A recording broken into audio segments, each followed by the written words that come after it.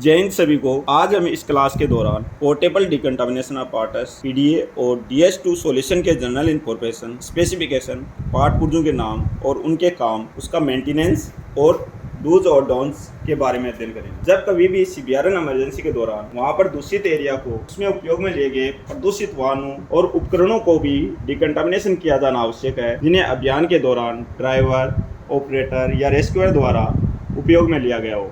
तब डिकंटामिनेशन के लिए कई उपकरणों का उपयोग लिया जाता है, जिनमें से एक है पीडीए यानी पोर्टेबल डिकंटामिनेशन अपैरेटस। यह उपकरण स्टील शीट से बना हुआ है और एक प्रकार का डिकॉन उपकरण है, जो कभी भी सीवियर इमरजेंसी के दौरान वहां पर दूषित छोटा एरिया और प्रदूषित वाहनों और उपकरणों को डिकॉन करने के लिए काम में लिया जाता है। तो इसका जान लेते हैं स्पेसिफिकेशन। इसके खाली सिलेंडर की ऊंचाई 65 सेंटीमीटर है। इसका डाया 21 सेंटीमीटर है। खाली सिलेंडर का वजन 9 किलोग्राम। इसकी कैपेसिटी 14 लीटर होती है, लेकिन सुरक्षा को ध्यान में रखते हुए इसमें 10 लीटर फिलअप किया जाता है। पीडीए की जेट रेंज है 5 मीटर से ऊपर और इसको डिस्चार्ज होने का टाइम अधिकतम 5 मिनट है। अब हम इसके पार्ट पुर्जों के नाम, उनके काम के बारे में अध्ययन करेंगे, जिसमें सबसे पहले ये ऊपरी हिस्सा नजर आ रहा है।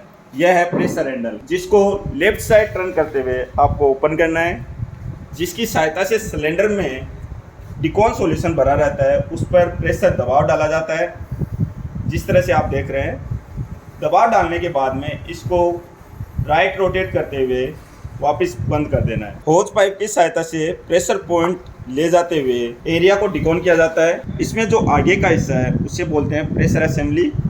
इसमें स्क्रबर, ब्रश, एक नोजल, स्क्रैपिंग टूल और वॉल दिया होता है, जिसकी सहायता से एरिया पर डिकॉन सॉल्यूशन की कोटिंग की जाती है। इसमें जो ये पट्टी दी हुई है वो है सीलिंग। एक स्थान से दूसरे स्थान पर कंधे पर ले जाने और मैनुअल हैंडलिंग के लिए उपयोग में ली जाती है। वाहन पर इसे फिक्स करने के लिए इसमें ब्रैकेटिंग दी गई है, जिसकी सहायता से आप वाहन पर फिक्स कर सकते हैं। यह है मीटर गेज यानी प्रेशर गेज। उपकरण के अंदर के दबाव का संकेत देता है। इसमें 0 से लेके 10 अंक तक दर्शाए हुए हैं। इसमें 4 से 6 तक का प्रेशर होने पर इसका इस्तेमाल किया जाना चाहिए। यह प्रेशर रिलीज पॉइंट, जिसको लेफ्ट साइड एंटी क्लॉकवाइज घुमाते हुए आपको ओपन करना है।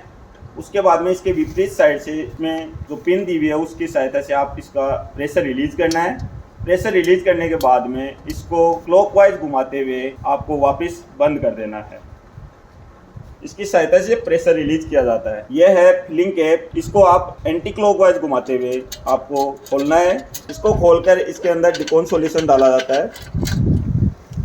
फिर डिकॉन सॉल्यूशन डालने के बाद में आपको क्लॉकवाइज घुमाते हुए इसको वापस बंद कर देना है।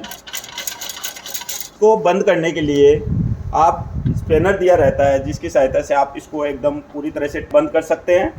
यह मीटर स्केल, यह डिकॉन सॉल्यूशन को नापने में काम आता है। इसमें 1 से 12 अंक तक दर्शाए गए हैं, जिसमें से कम 10 अंक तक डिकॉन सॉल्यूशन भरकर उपयोग में ले सकते हैं। स्पैनर की सहायता से जो सिलेंडर के ऊपर का ब्रैकेट दिया हुआ है उसको आप लूज और टाइट कर सकते हैं, जिससे कि उसका जो कैप है ऊपर का उसको टाइट किया जा सकता है। अब इसका जान लेते हैं। मेंटेनेंस करना बहुत जरूरी है। समय समय पर इसकी साफ सफाई करनी चाहिए, जिससे कि जब भी हम ऑपरेशन के दौरान इस्तेमाल करते हैं तो वो अच्छे से काम कर सके। इसमें क्या क्या डूज और डोंट्स होते हैं इसके बारे में जान लेते हैं। प्रेशर ज्यादा होने पर प्रेशर रिलीज पॉइंट का इस्तेमाल करते हुए प्रेशर को रिलीज करना है। इसको प्रशिक्षण होने के बाद में ही इसका उपयोग करना है। उपयोग में लेते समय पीपी का प्रयोग करना है, अन्यथा दूषित एरिया में ना जाएं। अगर मीटर गेज ठीक नहीं है तो इसको काम में ना लें। टैंक में ज्यादा प्रेशर ना दें। इसमें क्या क्या ट्रबल शूटिंग हो सकती है इसके बारे में भी जान लेते हैं।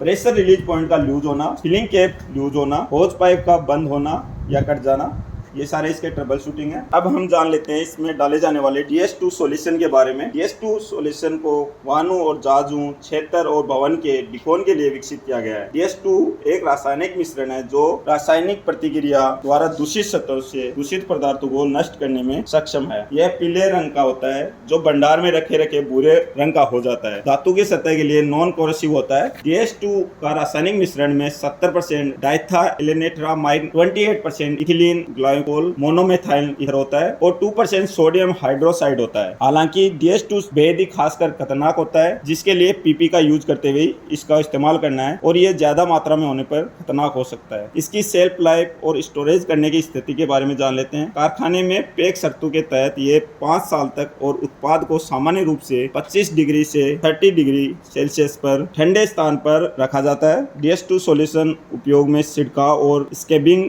विधियों द्वारा किया जा सकता है। हालांकि यह त्वचा और आंखों के लिए हानिकारक है, जिसके लिए इसे संभालते हुए पीपी का यूज करना है। यह जीबी और एसडी के डिकोड करने में 5 मिनट से भी कम समय लगाता है। अन्य एजेंटों को लगभग 30 मिनट लगते हैं। इसका उपयोग -26 डिग्री सेल्सियस से अधिक तापमान पर किया जाना चाहिए। इसके कम इग्निशन पॉइंट के कारण इसका उपयोग चलने वाले इंजनों के पास नहीं किया जाना चाहिए। ब्लीचिंग पाउडर के संपर्क में आने पे इससे आग लगने का खतरा भी रहता है। धन्यवाद।